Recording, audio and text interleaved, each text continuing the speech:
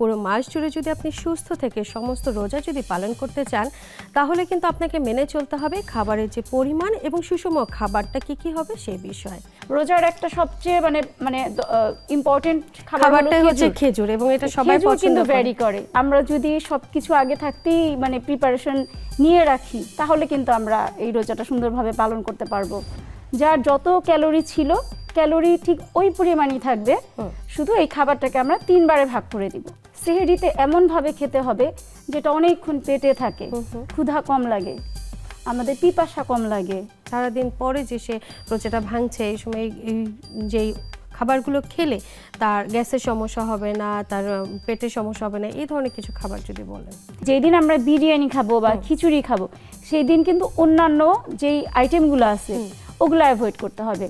এই পছন্দের খাবারটা আসলে বাদ একদম না দিয়ে অল্প পরিমাণে হলেও কিভাবে আসলে খাওয়া সম্ভব? রেনিক্স স্বাস্থ্য কথা দেখবেন প্রতি সোমবার বিকেল 5টায়। প্রযোজনা ফারহানা নিশা, নিবেদক রেনিক্স ইউনানি ল্যাবরেটরিজ লিমিটেড।